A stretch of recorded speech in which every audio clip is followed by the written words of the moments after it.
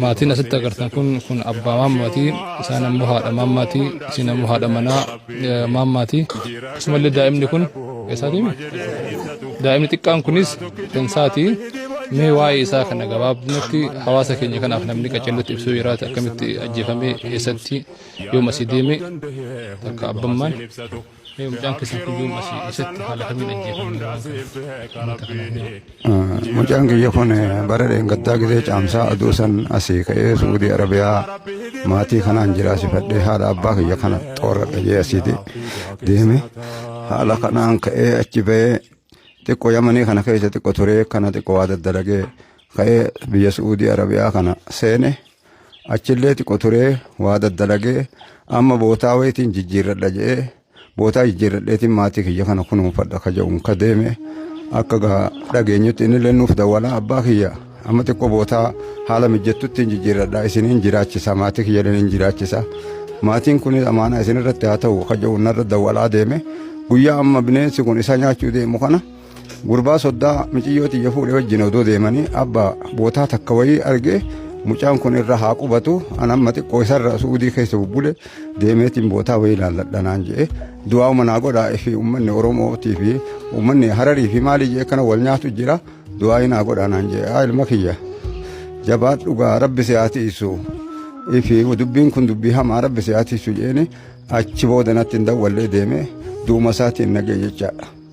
kuni ilmi kiyya bichaamee ka ilmaan biyya Oromoo hunda isin hundaa'uu rabbi isin haa sabbarsiisu ani isinuma kanarratti hin sabbare mucaan kiyya carraa bareedaa argatee dhiiga ilmaan Oromoo hunda isarratti kaba'ute jecha dhiigni ilmaan Oromoo ka Suudii Arabiyaa keessatti akka maletti ukkaanfamee du'aa ture kanam tokkollee hin dhagayin baay'ee jira rabbiin guddaa shukriin isa haa ga'u dhiiga mucaa kiyyaa kanarratti dhiigni ilmaan Oromoo hunda bahee jira isin illeen galatoomaa rabbi jazaa jannata isin haa kennu tanumaan isiniin ja'an odeeffannoo akka dhageenyetti akka nutti himanitti qabdee koottumee bootaa dalagaatiin si fidaa jee mucaan tokko fuudhee jarri kaan bobbaadha jira namni afurii bobbaarra jira achitti bootaa goda jansanitti qabanii eeganiini hoggaa dhufan maqaa addaa tokko itti baasan har'a maaliin tokkoo as nuu gahe jedhanii fuudhanii isa goda keessatti affananii akkasitti bakka wayita dhufan achumatti isa qabanii tokko miidiyaa banee achi kaanni waraabaa kaan isa tuma mucaan kiyya kun qilxifinnaa baay'ee qabaa baay'ee isaa illee akka himanii nu daadarkeesse akka jaba firraa lafaan geenya ka ja'an amanullee dadhabanii akkasitti miidiyaa irratti wayita laallu akka jabatti eegana booda bakka ajjeefne awwaallee ka ja'u warri miidiyaa neetwoorkii kun akka jabatti ka amansiisee mucaa ka ajjeese kun ijoollee Harargeeti inni dhaloonni isaa Arsiidha inni nuti immoo bakka irraa dhufne bakka irraa galle Harargeedha abbaa keenya as nuun galee innis anis asumatti hin dhaladhe inni asuma dhalate Arsiidha jedhanii ajjeesan Arsiidha janiiti ajjeesan odoo idinillee itti himatu aboo ani Arsii keessatti hin dhaladhe malee ani Harargeedha yaaboonan ajjeesina odoo inni jedhutti ajjeesanii jedhan akkanatti akkana akka inni waldhabbiin biraa wanni tokko hin jiru waan tokko san dura wanta akka inni nagaan dalagatu malee waldhabu biraa harka amma ajjecha kana keessallee waan qabu hin qabu nagaan inni dalagadha jedhee adeemu akkasitti ajjeesan jechaadha. Amiin amiin amiin. Daa'ima isaati. Salaamu alaikum. Isin haadha manaa fayyiti akkasuma mee waalaikum salaam warahmatullahi wabarakatuh ana haadha manaa isaati akkuma maatiin isaanii jedhan kanatti kun anilleen isaa jechaadha fi abbaa kiyya dhabe isaa waliin jiraadhe akka inni nuufi anas fooyyessee haadha fi abbaa isallee fooyyessuuf isaa wajjin taa'eetini eeggataa jira jechuudha. Mootiyyuu an sababa isaa haadha fi abbaan kiyya na jibbanii warra kana wajjin taa'ee isa eeggataa jira. Osoma eeggataa jiru no isa dhabeetiniin jedhe amma mootiyyuu haga tokko uummanni namummaadhaaf jecha dhiiga isaa haga tokko naa baasanii waan jiruuf yoo duraa qasilaa hin jiraanne amma sababa uummata kanaatiifuu lubbuun keenya jiraata jira kanaafuu warra akkatti nu yaaddanii isallee yaaddanii akka qaama isaa akka allaattiin hin nyaanne nu gootan galatoomaa. isiniin jedha kunoo amma kunoo daa'ima tana wajjiin akkatti maalitti fayyadameetiin yoo dura bu'aa jira. Amma alhamdulillaahi ummata kanaafuyyuu hin jiraadhu waan inni na jalaa tare malee ima jiraadhaadha sababa ummata kanaatiif galatooma isiniin jedha bakka jirtanitti jazaa keessaa. Mee akkaawuntiin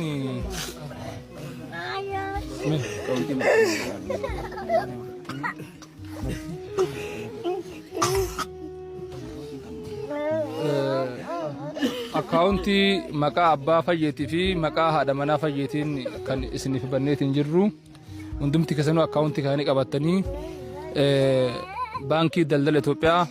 akkaawuntii 1179 07 81 884 Abdulqaadir Aliyyi fi Damee Duubaati. Inshaallah waan dandeessan asirra keessanii fi lakkoofsa bilbila jira. Lakkoofsa bilbila 9 35 27 67 16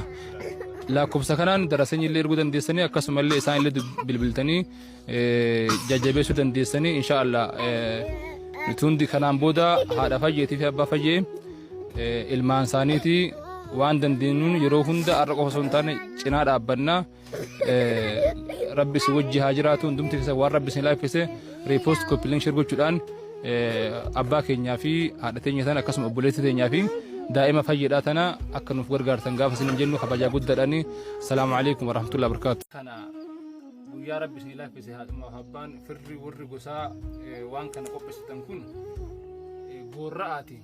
Akka gana ilmaan Oromoodhaa waliin goorraani akka du'aa'ii itti nuu gootan inshaallah. Hinjira isin arsi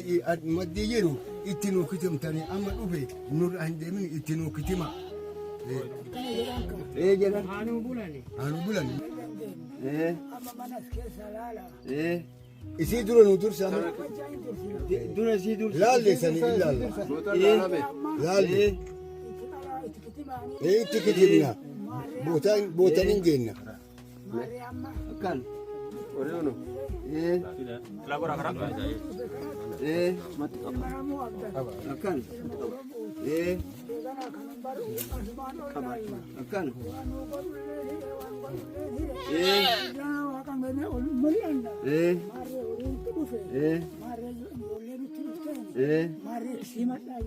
Kitimat ajenna daga.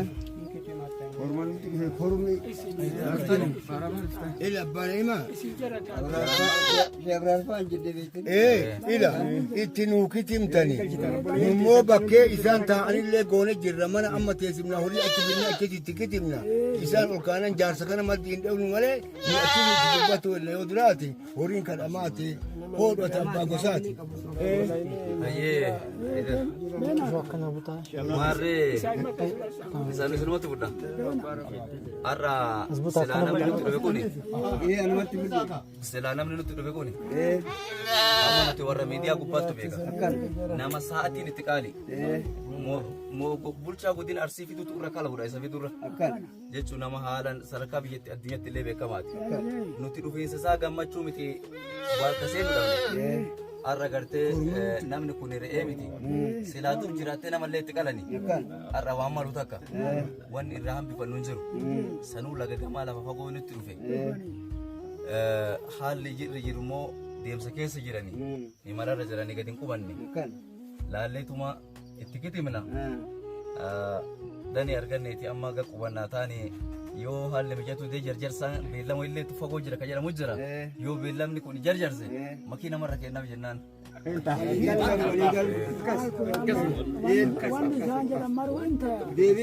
Kan qallee bulchinoon sun amma akka isaan jedhan irraa fuuni maraaree hojjadhaan jedhanii hojjannallee jenne isaan illee fe'u makiinaa keenya fe'u hin bullaan jedhan kana walumatti ilaalcha qabdi marree eega isinirraa fuuni nu irrumaa dhaabannaa itti kennine. Akkas waati wanni isaan jedhan dhugaadha. Arsoomatu kana qaba. Arsiin agartanii bahaa fi lixatti kana qaba. maal jennaan reemedii malatu Kootta ayye kun amma jeebanni jennuuni bara amma isaan amma gaddaa fi qalan jedhan bara gaddaa yeroo baasani.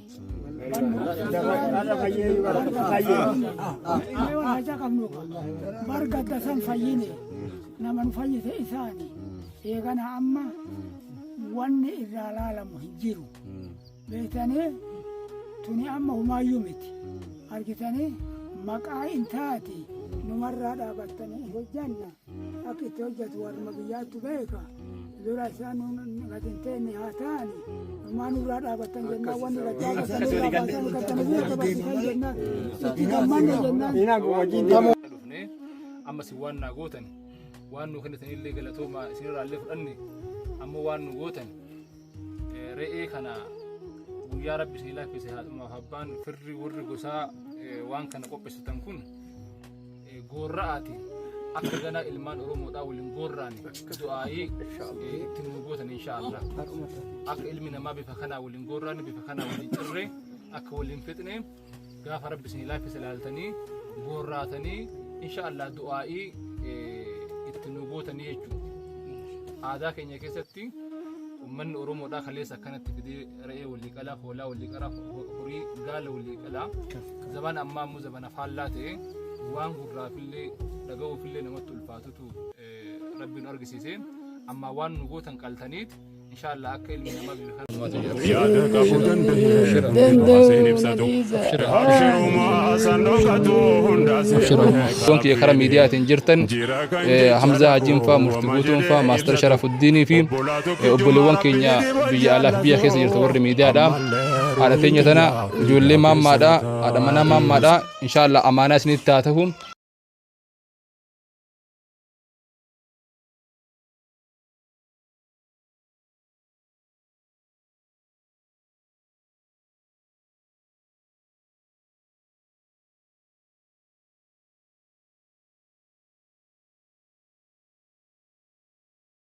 Uummanni kun hedduu gaddi mucaa keessatti gadda hawaasa uummata musliimaa addunyaa gubbaa jiru namni namummaa itti dhagamu hundi dhimmi kun yaachisee jira. Mee uummata kana dubbisaa mee haala mucaa keessan kan ittiin guddistanii fi waa'ee isaa xiqqoo nutti himame.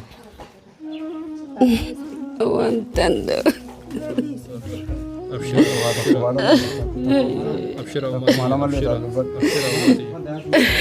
أبشر أمتي أبشر أبشر أبشر دندون ليزا أبشر أمة يا دلابو دندن بواسين بزادو أبشر ما سنوكتو داسين بكرافين جيرا كنجي جاربو وما جري بزادو وبولاتو كجو مرابي دي والجالازو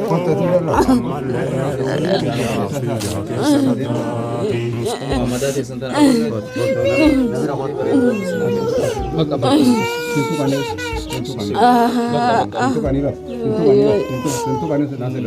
egaa hawaasa keenya haati maammaadha dubbachuu hin dandeenye yaa obboleewwan keenya wallaalummaan jaahilummaan gowwummaan gosummaan akkaa fi gara yoo hin qabne mana namarra jaarate jechuudha osoo hin beekin osoo inni asliin isaa gosti isaa Harargeedha jireenyaan arsii qofa keessa waan ta'eef arsii itti fakkaate meela laabanii aadam kana rabbiidhaati nama akkanaa jira nama gandaan laalee nama gosaan laalee nama ajjeesuudhaaf tattaafatu osoo hin beekin obboleessa fi ajjeesee jechuudha dogoggoratti ati ganda kana jedhee maqaa ganda biraarra kaa'ee lakki an ganda kana miti osoo inni jedhu achiin dhaqe malee achiin jiraadha malee an arsii miti osoo inni jedhu arsii sihanii yoo arsii ta'e maaliif du'a yoo Harargee ta'e maaliif du'a yoo Walloo ta'e maaliif du'a yoo Wallagga ta'e maaliif du'a akkamitti ilmi namaa gosaan gandaan wal ajjeesa soo kun waan akka malee namatti ulfaatu namatti dhagahamuudha rabbiin jannatul firdaws isin awfaqu nuti amma isintu dhoksa ta'ee nutu arguuf dhaga'uu dhabee hin beeknu gaafuma isin amri taate miidiyaa irratti agarre rakkinna isiitis dhibamuu isiitis waa tokkoon argine gaa beellamni rabbii namaan osoo hin taane rabbi akka fi fedhe isaa barbaade waan barbaade raawwata rabbi rahmata isii haa godhu abbaan manaallee gartee rakkinna isii kana osoo nama tokkotti hin dubbanne osoo namatti illee hin himne waan kana kophaa isaa mallaqa guddaa baasee isii wal'aanatee hanga dhumaa wajjin deeme jechuudha dhageenye rabbi siif illee rahmata kennee isaaf illee rabbiin obsaaf jajjabina rabbi haa kennuu fi wallaahi wanti jedhamu namatti ulfaataa du'a obboleetti teenyaa du'a nama hunda barsiiftuu fi du'a nama hunda rifachiifteedha addunyaa guutuu taaziyaa isii taa'ee rabbi rahmata haa godhuu fi mee waan jennu hin qabnu hawaasa Oromoo kanaan illee waan jedha yoo jiraate akkasumallee maaf akka dhukkubsachuu isii rakkachuu isii kana maaf akka nutti himne illee mee haajixaa osoo gaafanne jechuu barbaade. Abshiraa jajjabaadhaan amma guyyaa jabu. Isiin garagaltee baatii shanii kana gisee galtullee nagaa galte. Alhamdulillah nagaa galtee tuma geeballee akkuma nama gosa qabutti ganda qabutti gaa'elallee geeffannee ka biyya wal fuunallee biyyaarratti gaa'ela asitti gallee geggeeffanneetiin gosatti illee gallee geggeeffanne jennee mana Adaamaa jira asa gosatti dura galla jenneeti yaa ukaa gosuma nutti fuudhellee achitti illee fagurraa ta'u malee asitti Adaamatti qubannee jennee garra hin dhukkubeessamoonni masan akka alaarjikii nutti fakkaate noo isiin turte haga biyyaa deemte waggaa gara 15 hagayitti walii gala jechuun sanirraa ka'ee alaarjikii fakkaate dadhabeedhaa makiinallee gisee sallollee iraanii kun fakkaateetiin makiinaan hin dhaabatee tiraanspoortiin hin jiru guyyaa tokko mannaara oollee dachaanii isiin gisee kana dadhabsiisuu eegallaan nama sodaadheetiin bakka kalaasa dadhabbii kanarratti gaddeemnee asillee buunee baadiyyaallee dhufnee ol deebiin rakkisaadha bakka qulqullooftee fayyallee mana yaalaa irra na jira geggeessinee deemnaa yoo dura akkana infekshinii alarjik irraa infekshinii jedhanii san wal'aansa udumaa gugguunu dhiini gabu'e jedhanii tiniin reefar nu boosisanii sanillee ufumaanillee amma namni illee ni rifataa isillee negirii meedhamtii waca kana keessatti illee jedhee aga danda'een ufumaa yaada jedhee rifannootu wajjin ijoollee mateen nan taashi jirtuun maatittuu qajeellee himnu